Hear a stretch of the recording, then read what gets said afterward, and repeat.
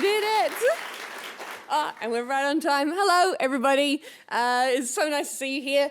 Very firstly, we'd like to acknowledge that this event is taking place on the land of the Wurundjeri and Wurrung people of the Kulin Nations, and pay respects to elders past and present, and take a moment for that. I've got like a lovely little run sheet for it. This event is presented by the Wheeler Centre in partnership with the Melbourne International Comedy Festival. Why not? You can clap for the Wheeler Centre. And then I'm really excited to introduce to you Fern Brady, who I know, but I have the official information for people who haven't gotten the pleasure of meeting Fern. Fern was born in Scotland. Oh yeah, was yeah. Correct. Yeah. Fern's caustic wit, exceptional writing, and electric stagecraft has made her one of the UK's hottest comedy stars. She has no presets for being a good woman. She's never hated her body or indulged in messy millennial shame. She now lives out of wedlock. This is just what they gave me, Fern. Yeah, it's on the cover of the book. Lives out of wedlock in London. She has 0 children. Yeah. Now you know. Yeah, that's from the cover of the book. I hate the thing on the cover. But then I had the cold when they were telling me what to put on the cover, and you know when you just send a thing and think I'll fix it later, and then the book is suddenly being printed. That was what happened. You just didn't fix it? Yeah, even the title as well. I wanted to call the book "Here Are My Thoughts About Autism" and growing up it's Catholic. covered up with all your award stickers anyway now, so you don't you. really probably don't have to worry about it too much. Yeah, Thank you so much for coming. Thank you for having me. It's nice really, to see you again. really exciting. I last got to see Fern. We were in South Africa in March 2020, right before the borders closed off. And so we narrowly missed out on living in South Africa together for about a year. And I haven't gone to see you properly since. Yeah. So this is really lovely to get to... this was a really good update on what's been going on. And I'm quite embarrassed you've read it. Every time a comedian reads it, it's like they've read my diary. But I put loads of mad stuff in the book because I just thought I haven't read some of my best friends' books, so they probably won't read mine. And now it's like comedians I didn't even think would read the book have read the book. It's a very good book. Who's read the book? Cheers. That's pretty good. Cheers. And who hasn't yet? I just want to see who we got to win over. That's right. We're just going to do it. I'm thinking maybe if you would like to choose the part I'll that read a little bit from the book for these people. I'll read a bit from the book. I don't know if this is suitable for Melbourne sensibilities because I know how Melbourne can be. Gird your loins. But this is generally the bit I like to read out. So this is about, I had to, before I got diagnosed, I used to say pretty mad stuff in social situations. Hang on, what were you diagnosed with, Fern? For anyone who hasn't read the book. Yeah. Oh, yeah. Sorry, I'm autistic, and this book is about autism. Sorry if you didn't know that. So it wasn't on the cover. Is it not? Oh, it's not? Oh, no, it is on the cover. Top it? Oh, yeah, no. Fern Brady is a woman. She is also autistic. She was born in Scotland. It's the first ones. I did miss those first two. Well, anyway, so before I got diagnosed, I had a lot of awkward social situations. Actually, then I got diagnosed and things like that still happened. So this is about when I was going out with this guy and I went to stay at his parents' house and meet them for the first time, and I really, really wanted to make a good impression on them. I woke up at John's parents' house on Boxing Day. We'd only been seeing each other a couple of months. I felt shy at first because my family would never in a million years let me have someone I wasn't married to stay over, but they were Protestants, so my presence at breakfast in the morning was as mundane as going to the toilet. They invited me to stay all day and have dinner with them. His sister was there with her partner and their baby. They had a huge Rottweiler that, like all owners of huge Rottweilers do, they insisted was friendly. As I walked up their driveway, his dad booted a football towards me. As with all sports, I froze and stood motionless, watching it dopily. The ball hit me in the vag. This book has won literary awards. Oof, right in the fanny. The dad, John, and his brother all laughed to each other. Protestants were nuts, man. Everyone was so casual with each other. John turned to me. We like to play a family game every Boxing Day where we take turns going through the alphabet and saying a swear word for each letter. I nodded, grateful for the heads up. Throughout dinner and drinks and Christmas telly, I remained deep in thought about how I could win the swearing game in everyone's hearts and minds. Finally, the game started, and I watched them go round the assembled siblings and their respective partners. His mother said, "Arsehole." Grinning, his dad said, "Bastard." I watched the baby play with the Rottweiler. His sister chirped, "Cock." Mentally, I tried to work out what my letters would be for each of my turns. I said something weak for my first word, but finally it came to me again. If I wanted to make this family love me, I needed to impress them with something spectacular. I paused, smiling shyly down at the floor before looking up to play my trump card. "Munter!" "Oh," someone said. "What is a munter?" Well, actually, the practice of munting is, what I've read anyway, it's when two men go to a graveyard, dig up a body, usually female, and then they take turns jumping up and down on its stomach while the other one puts their dick in its mouth. And then the sensation of the intestines apparently slopping up into the corpse's mouth is meant to be quite pleasurable. I grinned. I'd passed their Protestant filth test with flying colours. I felt like Princess Diana must have felt when she was first invited to Balmoral and made the royal family love her by shooting a stag. No one spoke for a moment. Some people were shaking their heads in disbelief. Some were smirking at the floor. The dad went, "Well, fucking hell. Who'd have thought? Whose turn is it?" The sister's husband volunteered. "Nipples?" They all nodded approvingly. I stared at the floor and wished I'd gone for something as boring as nipples. That night, John shut the door to the spare room behind him. My face peeked out from under the quilt on the sofa bed. "I can't believe you said that to my parents." He laughed, shaking his head and making the same confusing face the others had made at me earlier. I wished I didn't have to see them all again in the morning. How was I supposed to know not to say that in a swearing game? How were you supposed to know not to mention necrophilia at Christmas dinner?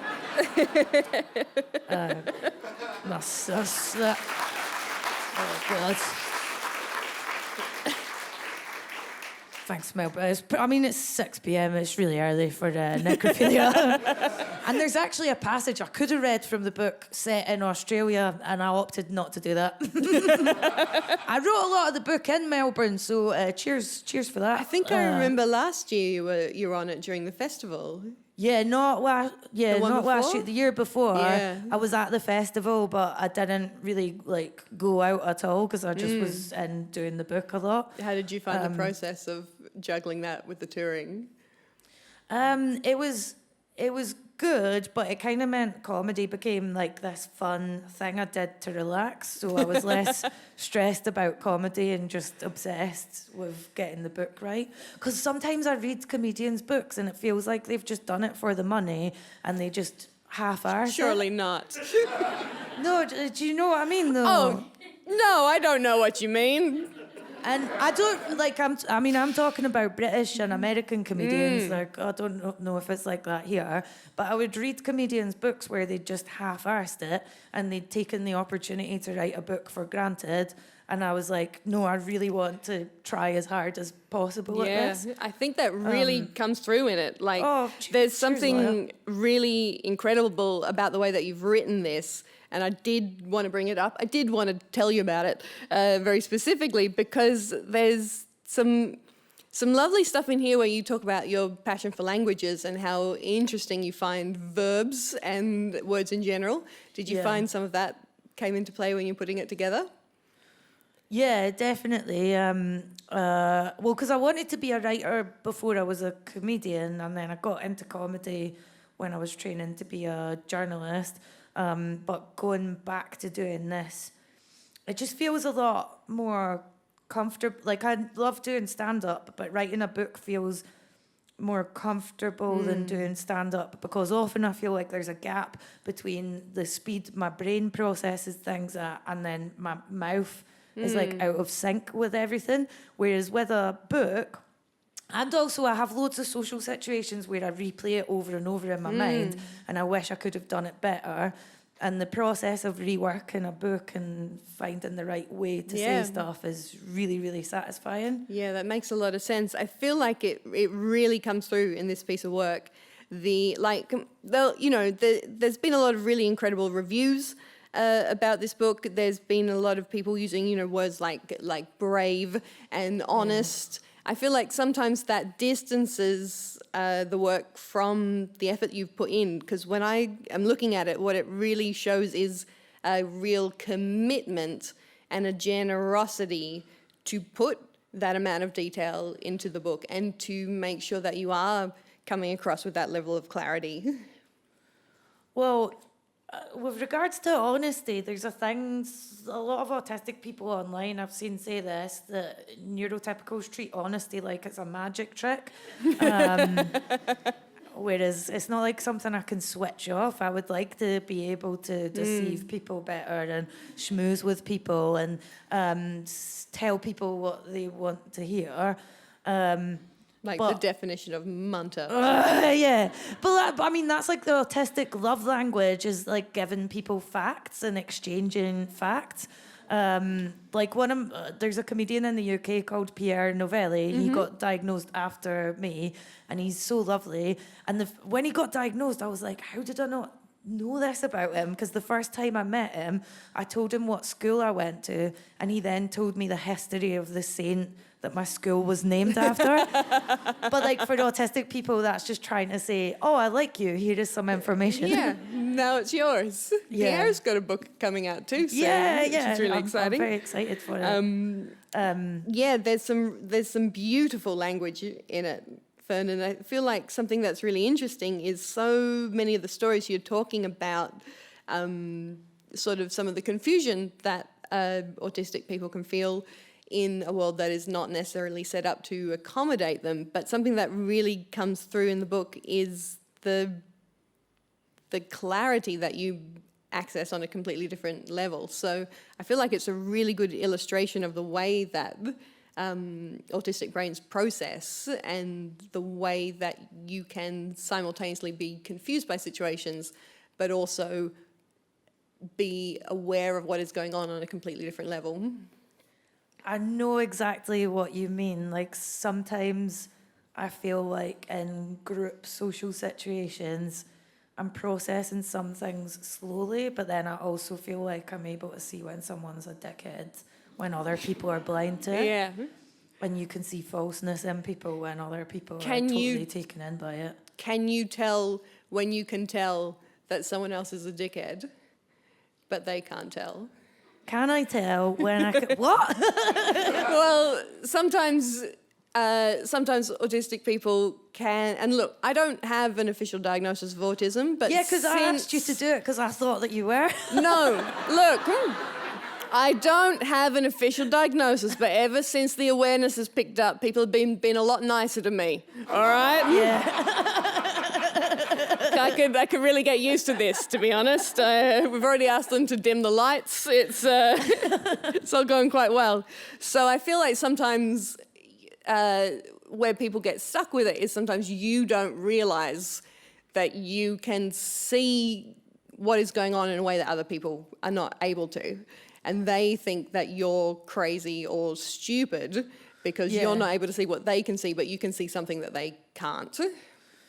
Yeah, comedy and showbiz and stuff is quite an interesting industry to be in that regard, because so many people that work in TV are so false. And then the autistic way of communicating can come across as really blunt. Something I've thought about a lot as well is... sometimes autistic people can come off as aloof or cold, and then, but it's more just, I feel like our emotions don't, the emotions I feel inside don't always match up to my facial expression, but it then feels like they then have carte blanche to treat you coldly because they think you're cold, or be meaner to you because you come off as cold. So that was something interesting to think about when I was writing the book. That didn't really answer what you were saying. No, but you sorry. say in chapter 1 that when you started doing comedy, that people saw you differently in the context of being a comedian. Like, I definitely experienced that. And how did you find that? Yeah, definitely. I think a lot of people thought I was quite cold and aloof when I started, which was weird because I was really shy. So I think I was doing a lot of stuff to try and cover that up. And even just the act of doing comedy changed how I was, because, I mean, there's people I went to school with who are very surprised that I do this now, because I couldn't even speak at nursery.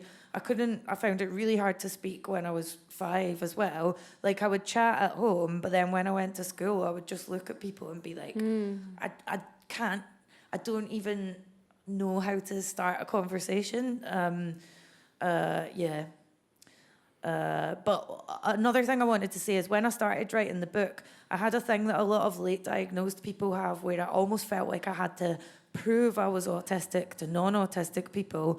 And then as the process of writing the book went on, I was like, I'm just going to write this for my 20-year-old self, because you should always try and make work that's for a younger version of you.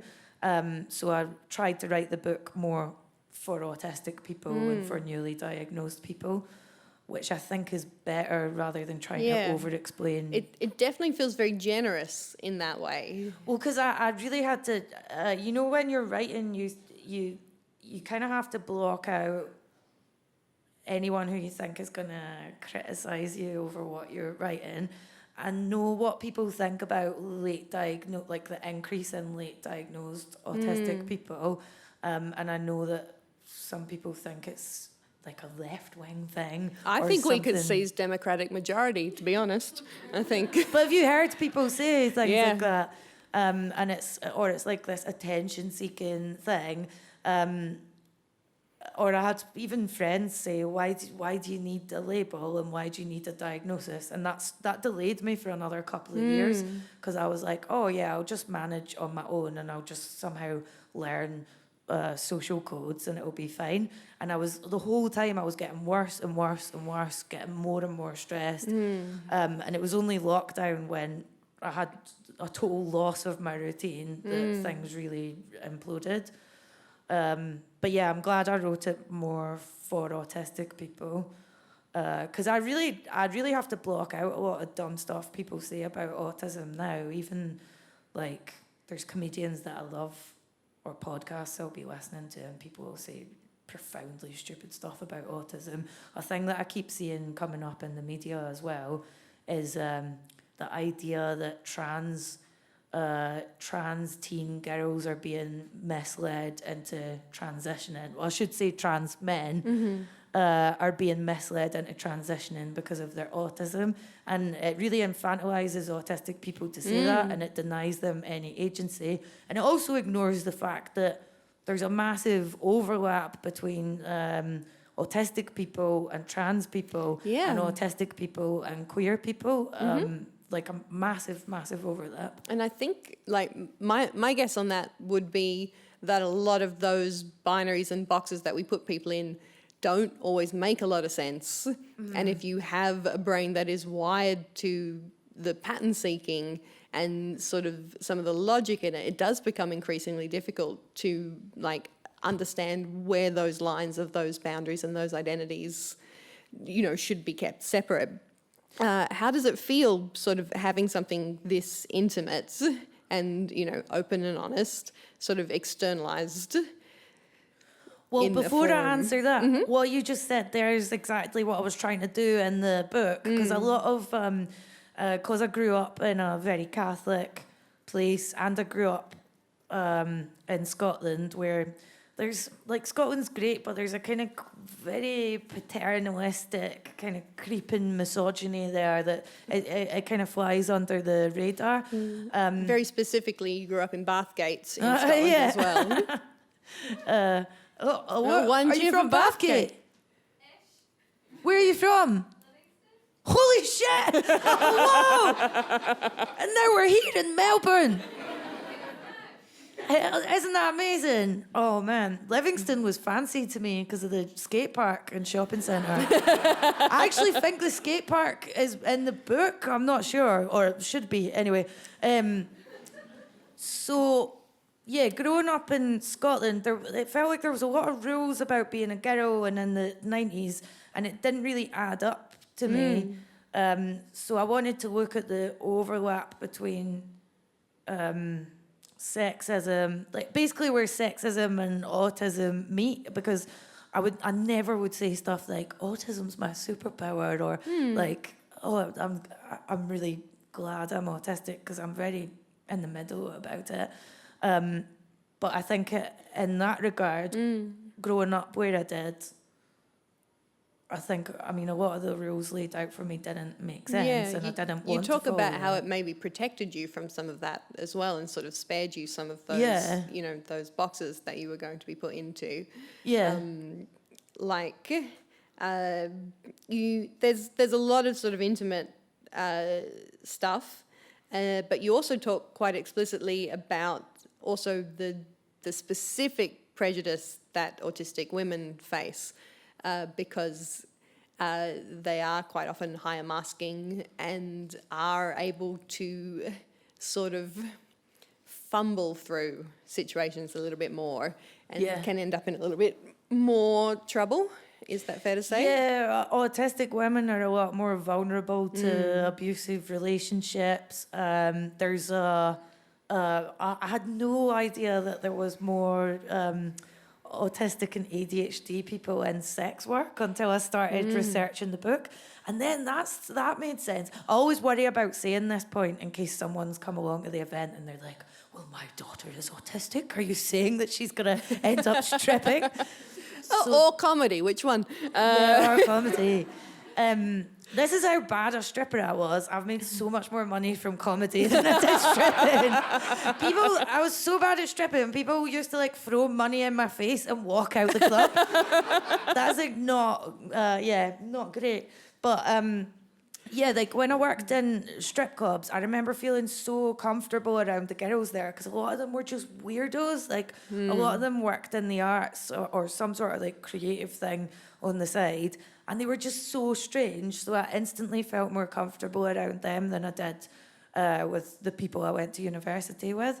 And then I started reading more and more about autistic people that do different types of sex work. And you think, oh, of course, because if you did something like OnlyFans, you're your own boss, and you can control the hours. And employment is a big issue. Yes, so many autistic people are excluded from employment. And I did so many jobs, like so many office jobs, and I used to find them so difficult. And it wasn't because I wasn't a hard worker, because I'm obsessed with work. It was things like not knowing that when the boss says, "Oh, everyone go home at 5," they don't actually mean everyone go home. There's like secret things where you're supposed to work later, and you're supposed to go out and socialise with your colleagues because of something to do with the job. Like loads of it just didn't make sense to me. Different amounts of input, sensory input, and a lot of, office spaces, a lot of workplaces are not set up with even the slightest of accommodations in terms of the way different people approach their work and approach focus, and their productive output can be quite varying but not diminished. I used to work in an office. This was one of truly the worst job I had. I was like a secretary in this office with 3 other women, and one of them would make these like chewing and lip smacking sounds every lunchtime. What was her name, Fern? Well, see, everyone has fake names in the book. Not this one. I can't remember now because of the fake name, but she would pick the crisps out of her teeth every lunchtime and then go... And it'd make me feel just rage and physical illness. It's so not included in your hourly rate. And I started to put headphones on, and all of this is just a lot of stuff I used to do was what we now think of as reasonable adjustments for autistic people in the workplace. So I was doing a lot of these things, and then it was seen as antisocial and like not being a team player. In terms of sort of those adjustments and those accommodations, in like, you know, you talk about, there's a lovely story about you doing the Sydney Opera House show in Oh yeah, Sydney. I went mental. I just was like crying so much when I got home. And so Not because of Sydney. No. Although the public transport, you know, it will get you there. I just was just felt so burnt out and homesick. And I think what I didn't used to realise was, because sometimes people are like, oh, how can you do comedy when there's so many changes to your routine? And I didn't used to know how much changes to routine really bothered me. But then I remember, like, at the Edinburgh Fringe, people would be like, why do you have to have breakfast at the same cafe every day? And even I found out that there was a cafe owner saying, yeah, there's this girl that comes into the cafe every day and she has the same meal at the same time. So I was doing a lot breakfast. Yeah. But I was doing a lot of things like that to create a routine for myself. And then once I got diagnosed, I knew that that was a good thing and not to be embarrassed about it. Yeah. So I just did that more. I think for me, that was the thing that felt really pleasant, was that it wasn't a big shift in my behavior, but it was a big shift in my mindset and my behavior, which was to go, oh, actually these things are okay, and you don't have to beat yourself up in your own head about needing these things. And that opened up so much space to... and that's why I think self-diagnosis is valid. There's a big debate about it at the moment, but you can do a lot, because one of the questions I get asked the most often since the book coming out is people saying, I'm pretty sure I'm autistic, but diagnosis is a long process. It's often expensive, and it's quite emotionally draining. Is it worth getting diagnosed? So I always say to people, like, if you can't access a diagnosis, there's so many adjustments you can make that'll help. Because before I got diagnosed, I only understood my autism in terms of, this is something that inconveniences other people. I say the wrong things in social situations. I don't seem to want to hug everyone. Like I find it really difficult hugging strangers and stuff.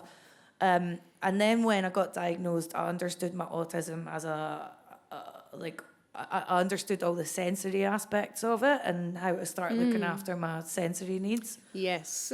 And that was the biggest change.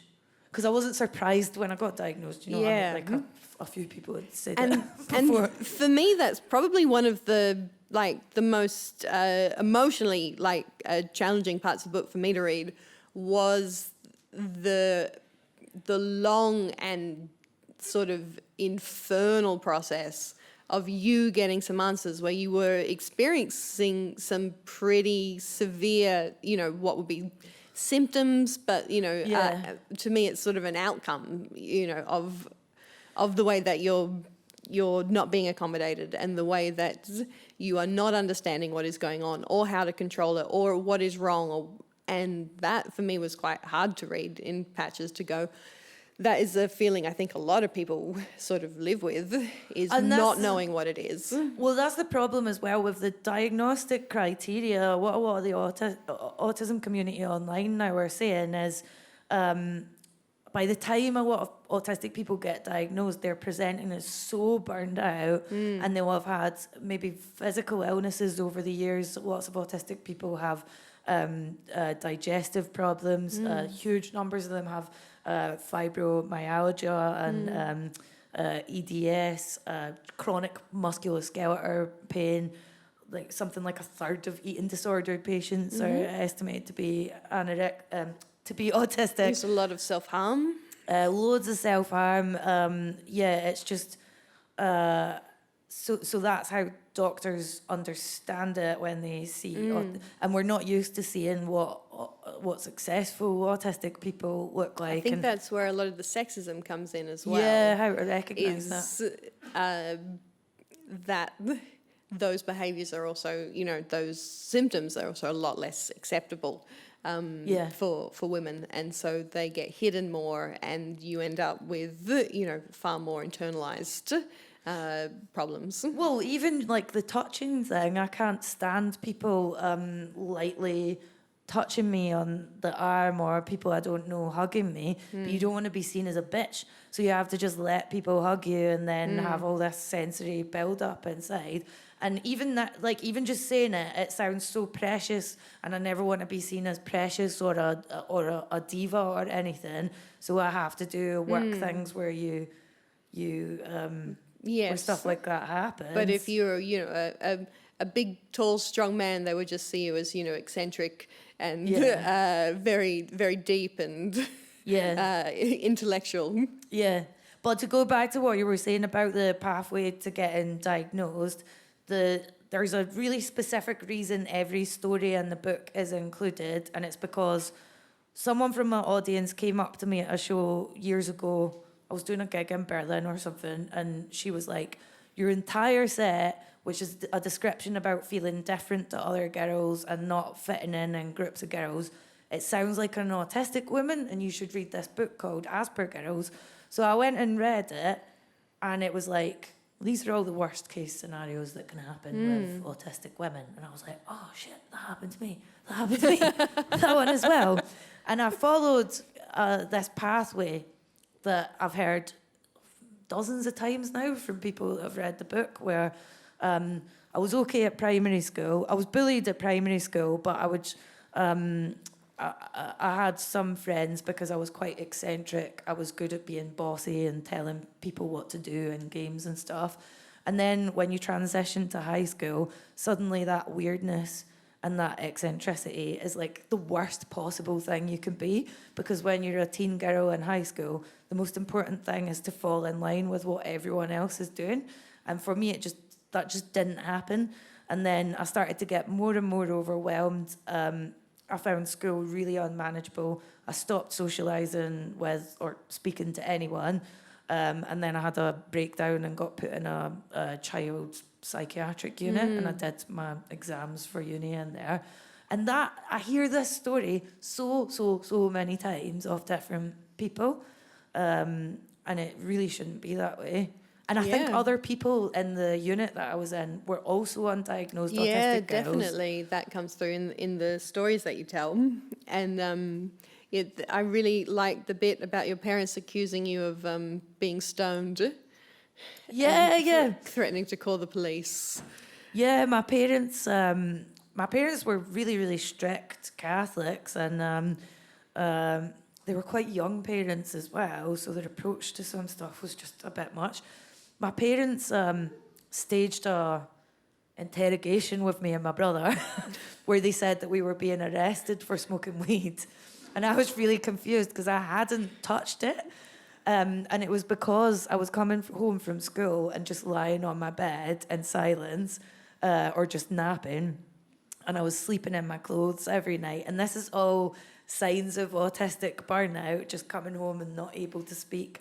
Or I had this rocking chair that I would sit and rock back and forth in until my mum took it away to a charity shop. I mean, the rocking back and forth, it's like, how obvious does it have to be? Did you try in the corner? I literally used to just sit, there was a radiator in my room, and I would just sit and rock back and forth looking at the radiator. So I would do stuff like that. My best friend at school, she would say things like, you're always moving your hands about a lot, and then I would just sit on my hands because I was embarrassed.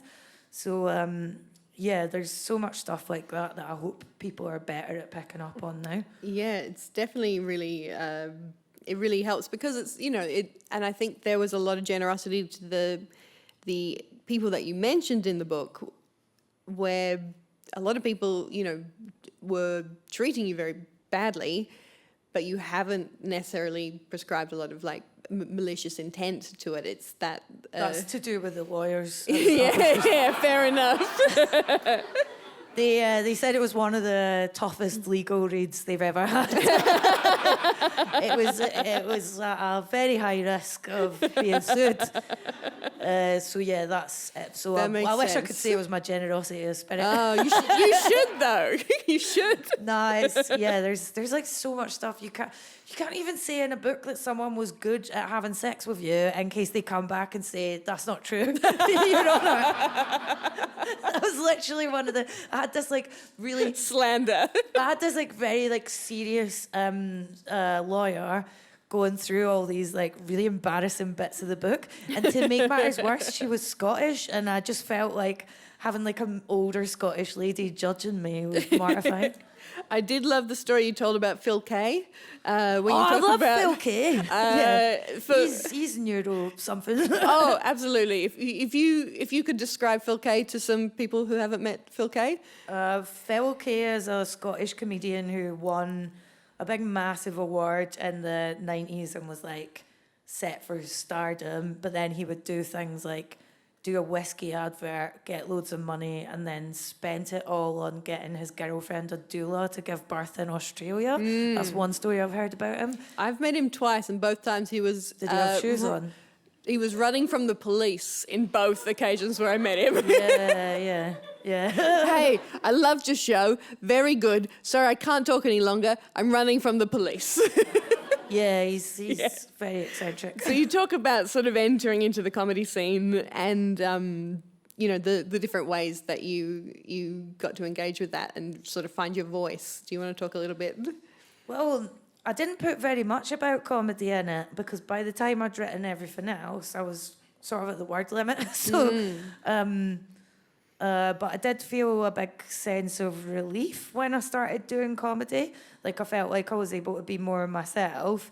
And yeah, just felt relief. That's why I don't understand comedians who say that the way they act on stage is a persona, because I just think, no, you're just own up to your true personality.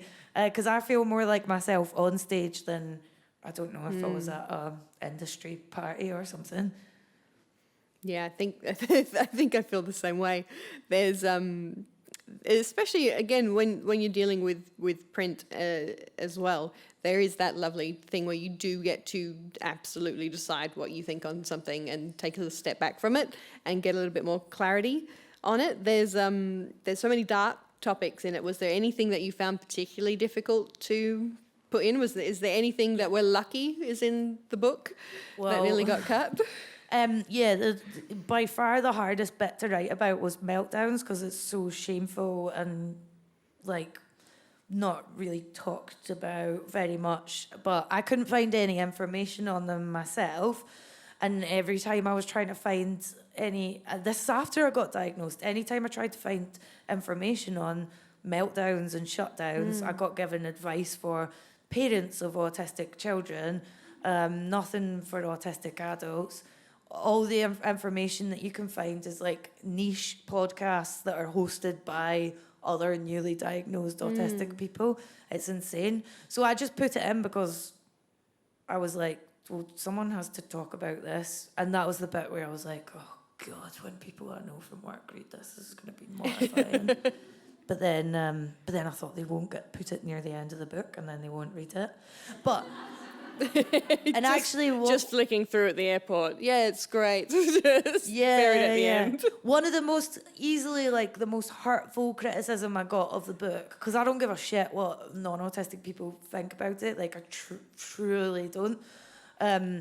By far, the most hurtful thing was there was this autistic lady I was following on Twitter, and when the book came out, the Times in the UK ran an extract of it. That had meltdown stuff in it. And this lady tweeted, oh, it's great to see that famous comedians can now get a spotlight on autism. And she's talking about meltdowns and now everyone's going to think autistic people just punch through walls and smash stuff up. And I was like, okay, I'm glad that you just have shutdowns and that you don't have this. But this does affect loads of autistic people. I know it does because I've been on all the forums online where people are talking about it in secret. And there's like Reddit forums where there's these really sad stories of people smashing up their own possessions and not knowing why. So yeah, that was hard. It is. It's just such a beautifully written piece of work. Would you like to read another part of it? Or I feel like not at all. I feel like we're probably going to end up with quite a few questions for this. Oh, yeah. So I feel like maybe we move to some questions. There's one question that we had is, you do talk about identifying with people who have higher support needs and sort of being a bit nervous about putting this out, and how that might affect your career. How has it affected your career? Oh, it didn't. I thought it was going to ruin things for me. I thought it would like absolutely ruin my life, which is a bit weird that I was still like, oh, keep writing the book though. That's what I mean when I say generous, you know, just really. Yeah, it's had a mad impact. I've been really, really taken aback at how many. I actually had to turn off my Instagram messages because I was just getting messages every day, and it was really full on. But like a lot of my comedy is quite surfacey, so I've never had such a response to this kind of thing because I never do stand-up shows where there's like a sad, emotional ending. I just do very surface stand-up. So the difference, since the book's come out, I've had like people come up to me crying and stuff because they've read it. Or I was gigging in New York and this lady was like, this is my life. Your life is my life, except I did foot porn instead of stripping. I was like, I want to have that as a quote for the book. Yeah, or like on a locket, like when there was one set of footsteps in the sand, like sort of a thing. Yeah, I had it's nice as, you know. Yeah, so it was cool meeting people from all different backgrounds who identified with it. That was really cool. I just worried so much about upsetting other autistic people about it, because we're not all gonna. I've read a lot of the weight diagnosed books, and we're not all gonna have the same stories. Do you find that is where criticism comes from? I think when there's not very much representation, there's pressure to get it right, but I didn't want to try and. I'd read some books where I felt people were holding stuff back, and I didn't want to try and paint myself as a good person. That absolutely doesn't come across in any way, shape, or form. You don't have to worry. I want more people to see autism as a neutral thing, not deficit based, and not a superpower. That's what I would like. Yes, it's an interesting thing because it feels like it's very much a shift of it being your problem or other people's problem. You know, for me, when people go, oh, you don't have a diagnosis, do you need one? I go, I mean, if, you know, hundreds of people go, hey, you, I reckon, for me, that's a them thing now. It takes the pressure off of me and I go, oh, okay, sure. And I'm quite comfortable in that space to go, well, I'm just going to stop beating myself up for not being able to meet certain criteria and for the things that I don't understand, and to really embrace the things that I get from it, that I enjoy about it. But yeah, it's very interesting, the attitude shifting at the moment. Yeah, I mean, it would be great if it was easier to ask for accommodations at work stuff, but especially in TV, I feel like I can't. I practiced doing it the other week, and I don't think it went very well. When I was doing the gala, right? And then I had to hug this lady I didn't know, and I said, I don't like hugs, and she just hugged me anyway. Oh. And I was like seething for hours after. And then later I came off stage, and they were like, oh, can we just film another little bit with you? And the lighting lady kept like stroking my arm, and like I understand people do it as a nice thing, but to me it feels like bugs on my skin for hours and hours after. So I just said, oh, hey, when you do that to my arm, I hate it because I'm autistic. And she looked. No, that'll do it. That's very clear. Yeah, she didn't go, thank you for telling me. Yeah. She looked fucking devastated. And I find it a lot, like I don't like all the touching in a makeup chair and things. And what do you do? It doesn't happen to the men. Yeah. You know, they're in and out, and then you do end up with sort of, so I always just say, you know, as little as possible. Like, think of this as if it was a man's face, and give me that amount of stuff. I'm okay with makeup on my face, but for hair, Yeah. I have to like lie to them and be like, oh, hairspray gives me a headache and stuff. Cause Yeah, absolutely. I don't want to be like, I hate the sensation Yeah, of it. or you talk about the nails in the books, or for me Yeah. it's anything on my eyes, and yeah, it's really interesting, all of those sorts of different accommodations, and especially when you're traveling and moving through. I feel like maybe we should go to audience questions. Yeah. Because we've got about 15 minutes left, I think. If we've got some lovely people, they said not to squint into you or anything, but I'm going to squint into you because that's the only way I get to see you. One question up the front. Oh, and one up the very back as well. Hello. There we go. I just wanted to ask you about looking at your time, because of the Venn diagram of autism or neurodiversity and mental health is pretty linked.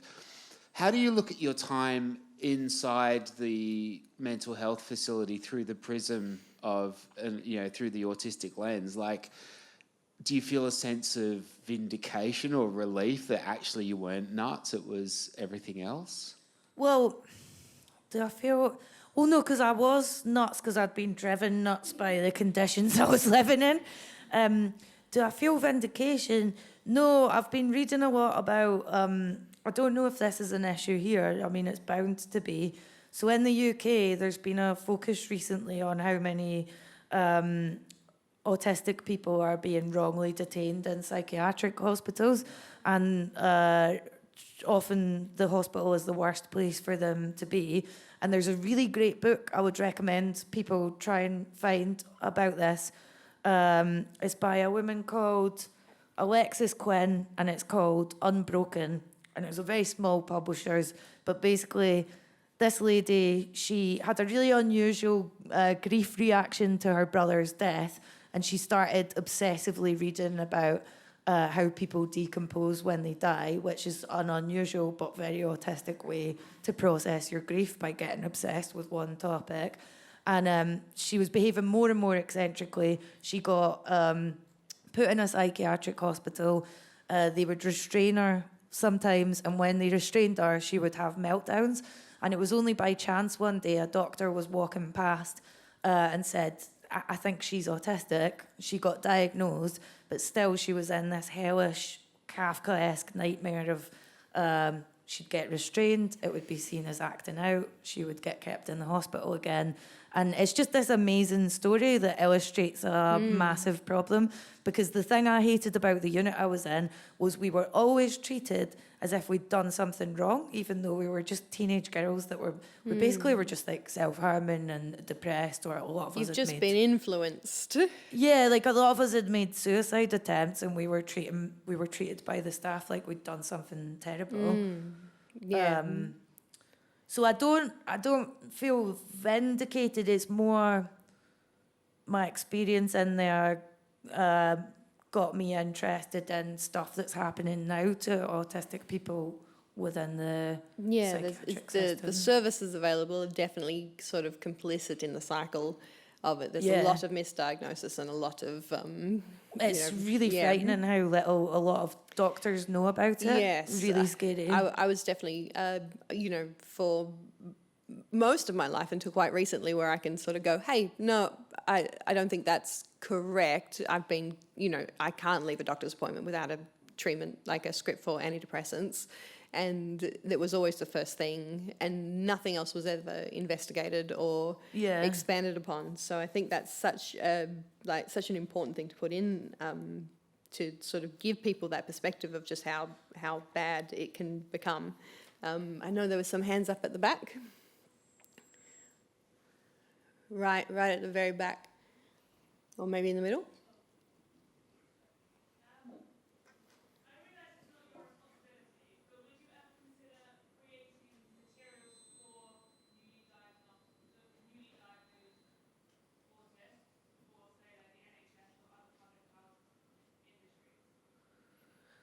Would I ever consider writing like bespoke stand-up for newly... Resources, I think. Oh, I get you. Writing material for newly diagnosed people.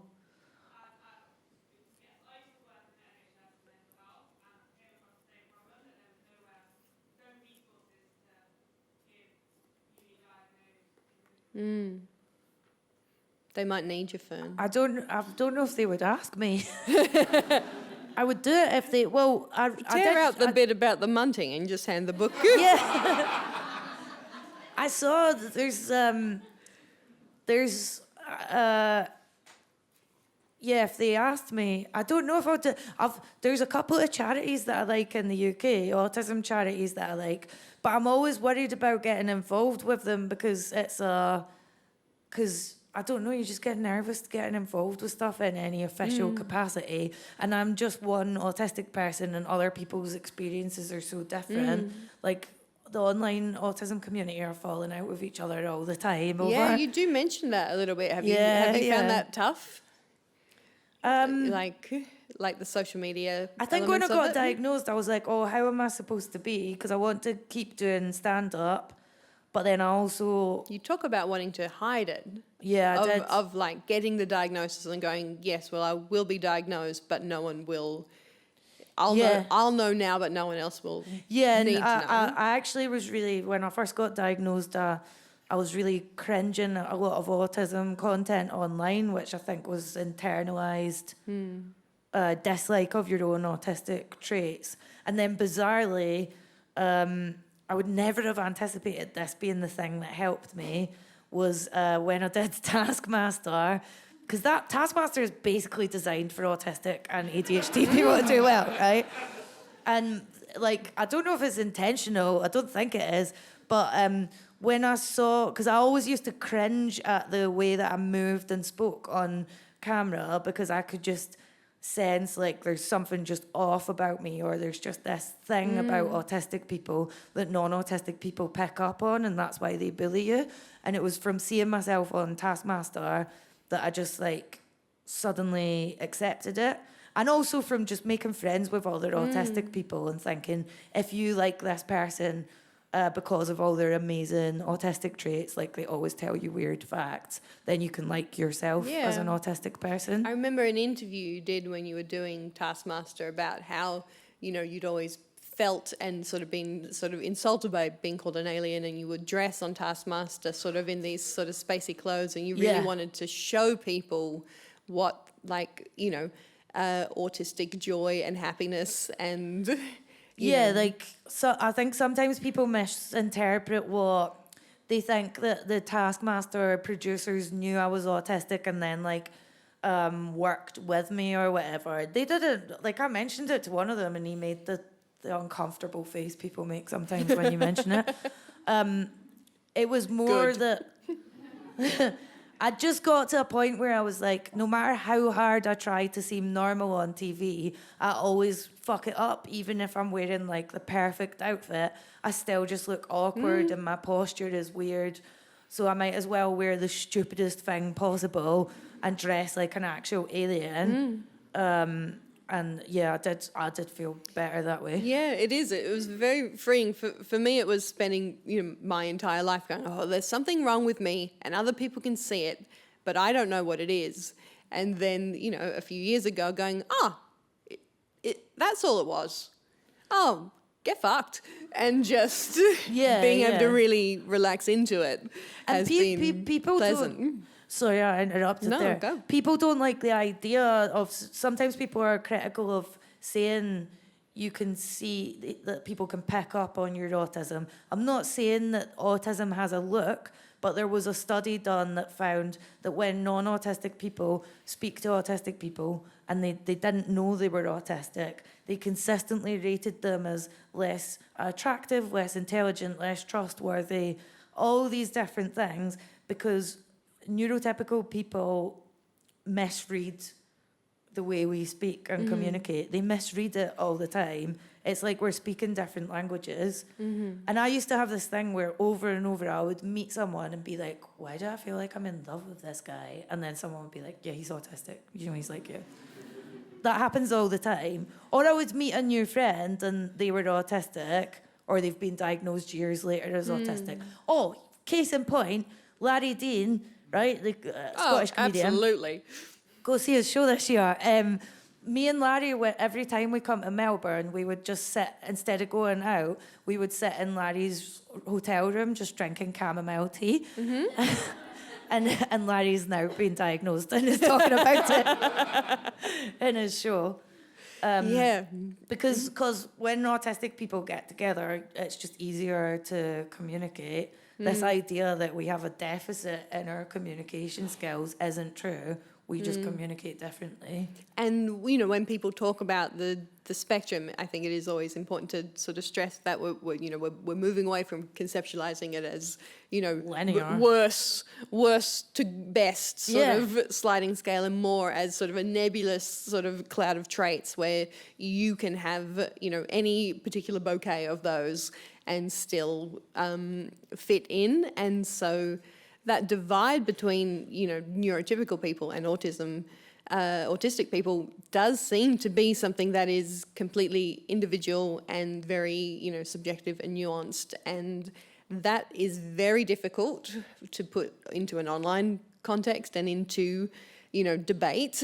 But it does seem to be on a person-by-person case that there is quite a lot of, you know, fluidity between them. We should probably, we've got 5 more minutes, I think. Have we got any more little questions? Hello. I'm going to do my best not to be one of the crying people. Don't worry. This is a question about, I guess, your writing process for the book. I found that particular parts, like particularly the office meltdown in the bathroom, and your kind of discussion from your perspective of being vulnerable to abuse. I found them really useful, those parts, to communicate to people my own experience as an autistic person. And I was wondering if while you were writing it, you were thinking about that potential, like were you writing for an audience, or were you, like as you said earlier, writing to a younger version of yourself, or So the chapter on the abusive relationship, that was one of the sample chapters that I submitted when I first wrote. That was the very first bit of the book I wrote, and I just wrote that. I kind of just wrote that like I was possessed, just to get it out, and the legal read around that was horrendous, just proving. No, sorry, it's not funny. I was in like a violent relationship, and proving that all happened was really horrible, like really horrible. So I didn't write that with the thought of helping other people. I just wrote it. And then in terms of talking about working in an office, I definitely wrote that with a view to, I just knew that was a common experience for autistic people, because office culture is insane. And whenever I do small talk in an office, it feels like I'm in a play. I feel like I'm performing in a play. Even just the thing. Are you the lead? No, I'm like a background character. Even just because I've been doing some work in an office in London, because I do script stuff. And I hate going in, because even just when you're eating your lunch, I've heard some autistic people hate the feeling of being perceived. So you're just like, right, eat your lunch in how would a normal person bite this sandwich? And then you're like, I'm walking to the toilet now, try and do a normal walk in front of everyone. It's just, I don't know if that's answered the question. One chapter, no, I didn't write it for other people. And the other chapter, yes, I did. Oh, cheers. And There's a person at the front. Or just yell it. We're so close. Hello. Thank you. Oh. Is that working? Hi. I watched you on Taskmaster whilst I was in the process of getting my diagnosis, and it was like a really traumatic period, because you dig up a lot of your past and your childhood and coming up with a lot of this stuff, and memory loss from CP is a whole other thing. And then being able to see you, and I didn't know anything about your diagnosis or anything at the time or what you were doing, but you were like, I was like, that's me. You know, I was looking at the screen going, like, I just felt that connection somehow. Yeah, so, you're not the first to say it. yeah, and like, I'm wondering, you know, you talk about how you don't want to work with charities and you're worried about being in the spotlight, but the importance of role models, not even in a positive sense, but in a neutral sense, just existing in these shows, and so that people who are in the know can look at that and go, oh, that's me. Yeah, Your so thoughts about that? I think it's more important for when well-known people speak about their diagnosis. So there's some people I know who are well-known, and they don't want to tell people that they're diagnosed. And I would never put pressure on them to tell people, but I have said, like, the way I started to feel better about my diagnosis was from other people speaking about it a lot. Even just like Hannah Gadsby doing stand-up on it had such a profound impact. And the fact that Hannah is, high status and respected, that helped me a lot. So, yeah, like I'd said, I'd love to work with charities on it, but then I just worry that I would like say something and get cancelled, and then it would affect the charity. I've really overthought this. So You were worried the book might get you cancelled. yeah, I thought the book would get me cancelled for like thinking the wrong thoughts or something. But yeah, when you're talking about representation, often I've found that there's so much good autistic coded stuff out there. What I mean by that is, okay, I know Johnny Depp's a bad man, right? But Edward Scissorhands is the best representation of my flavour of autism that I've ever seen. So, whereas there's a programme called The Good Doctor, I don't know if anyone's seen The Good Doctor or what your thoughts are on it, but it's about an autistic surgeon and he annoys all his colleagues, but they keep him on because he's a damn good doctor. That was what I gathered from the trailers. I don't know if you've watched trailers for this. Some autistic people have said to me they like it, right? But it's played by a non-autistic person, and it just... When people try and make programmes with the intent of it being good representation, it doesn't seem to work. Oh my God, whereas I used to watch Josh Thomas's show, Please Like Me. Oh my God! So I used to watch that and be like, fucking... What is with this guy? There's something about this guy. He's so unusual, and I don't know what. I just keep watching this program, and I feel so drawn to him. Autistic people have a thing called AutDar, autistic radar, where they just like find each other. So, like even before people knew I was autistic, when they were seeing me on Taskmaster, they were like, "You're autistic," or they said they would go and check if I'd been diagnosed yet. So, because even before I got diagnosed, there was a lot of autistic people coming to my shows.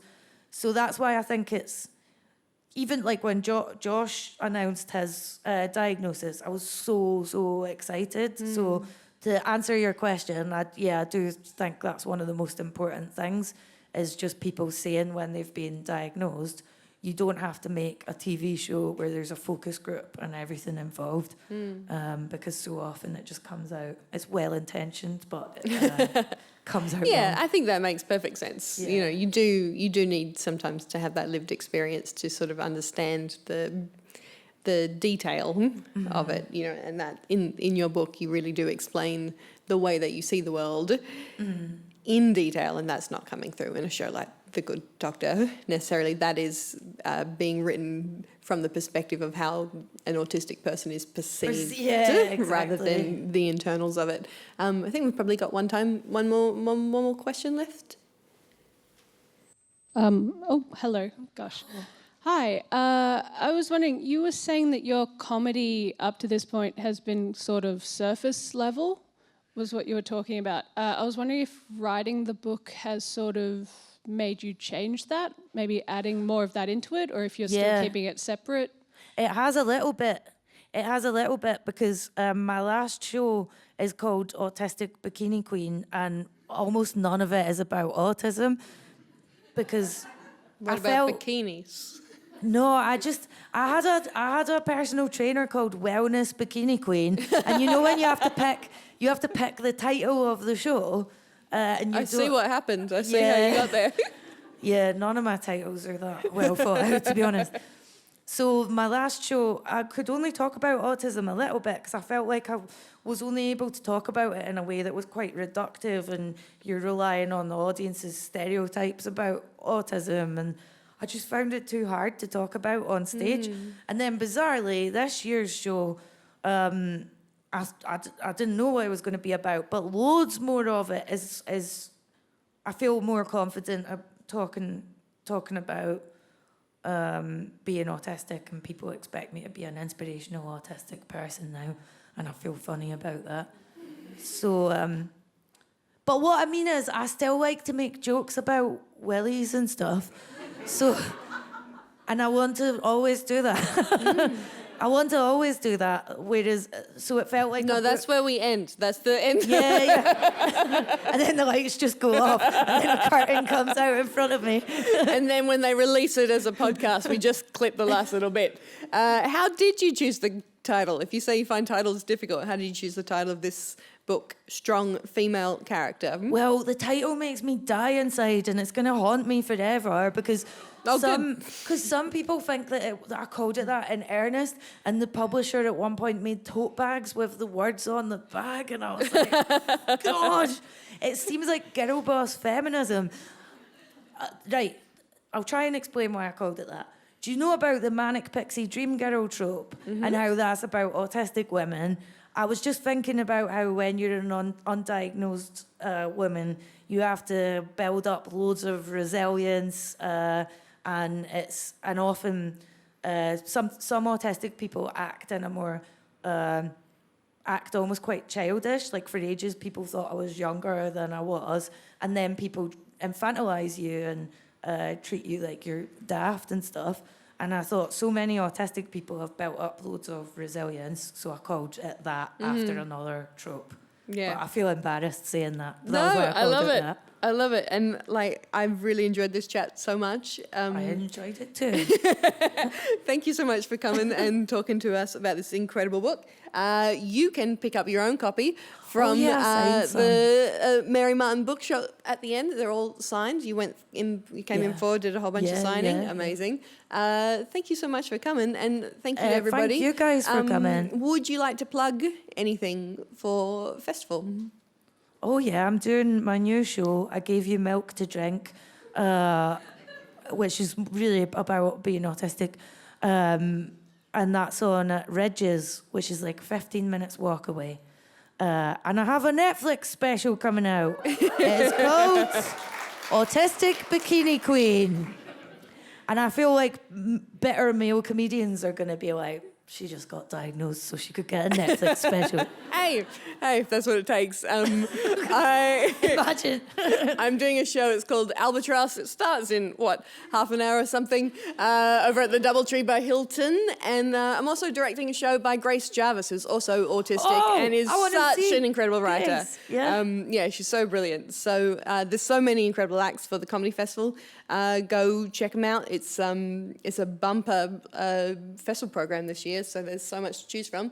Thank you so much for coming to this. We'll see you next time. Thanks so much.